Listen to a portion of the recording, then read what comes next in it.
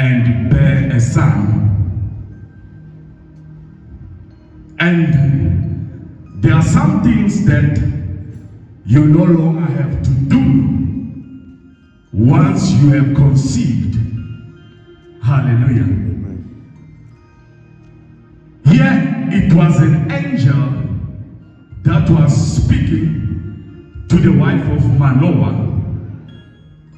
There was a man by the name of Manoah who had a wife, and his wife was barren.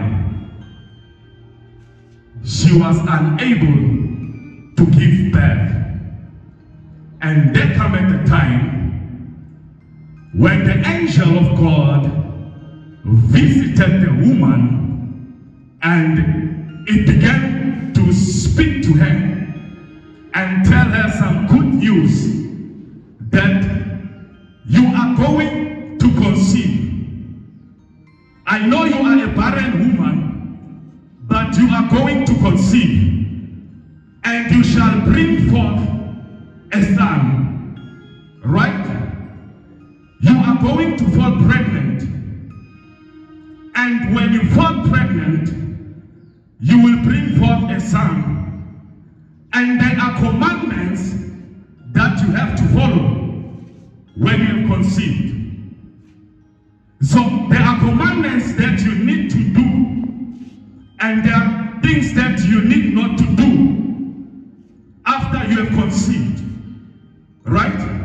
So the angel said to her, you need to stop drinking wine. Right?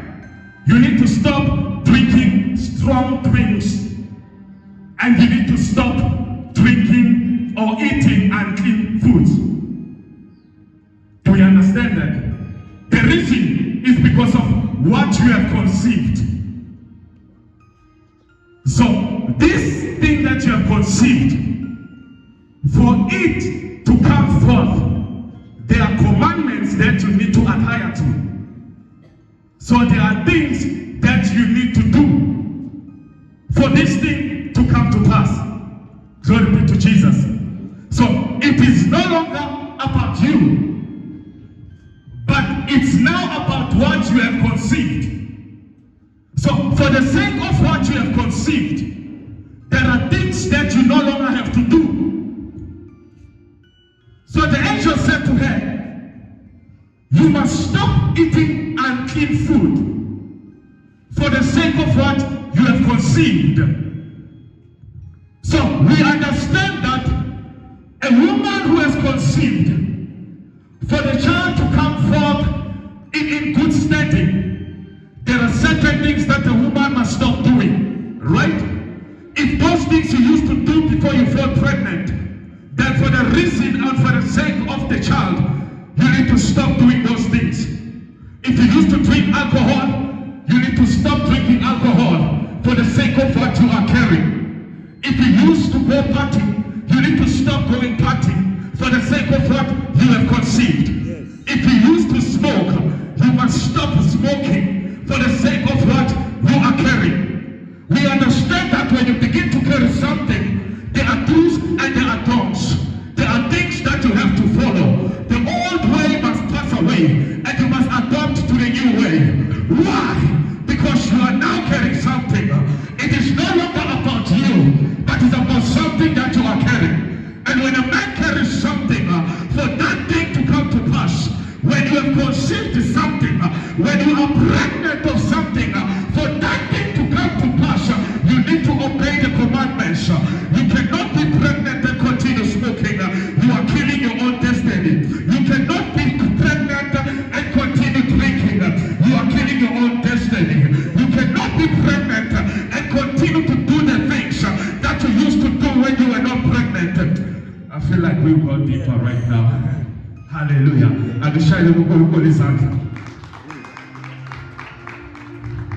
When you begin to conceive something in you, when you begin to carry something in you, you have to understand that you now have to change your ways. You have to understand that you now have to change who you used to be.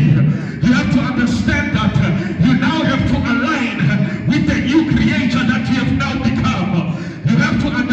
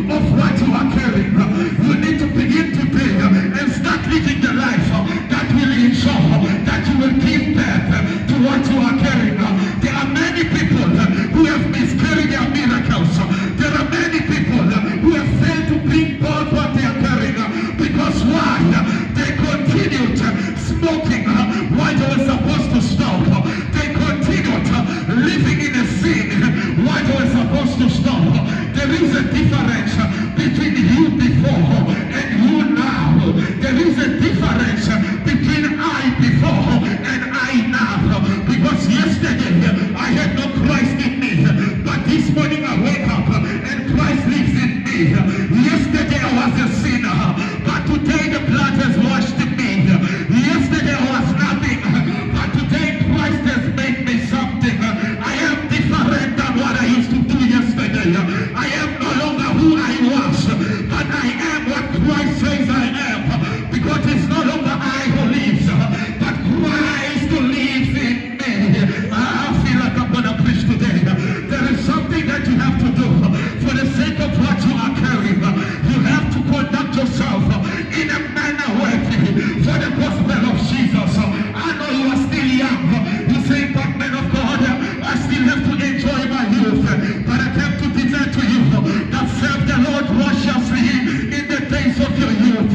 I come to declare to you that there is strength unto you now that you will ever have 50 years to come. Save the Lord today while there's still strength in you.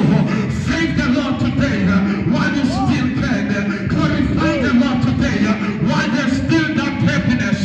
Glorify the Lord today. I know you're saying, but man of God, I still have to enjoy my time. Man of God, my peers are going to party. Man of God, my peers are doing all these things, and I also want to be part of them.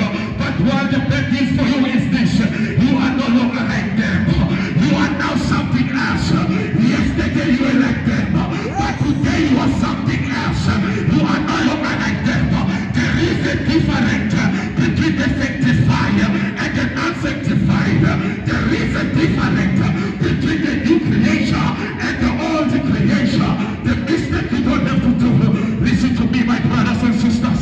There is a mistake you don't have to do. You don't have to pour a new wine into the old wine skin. That's an error. You don't have to pour a new wine into the old wine skin.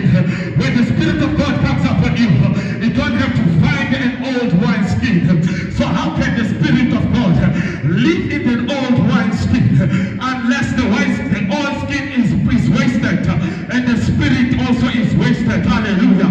If you pour a wine in the old wine skin, the wine skin is wasted, and the Spirit, the wine, also will be wasted. Glory be to Jesus. Do you hear what I'm saying? Yes. My God. I came to talk to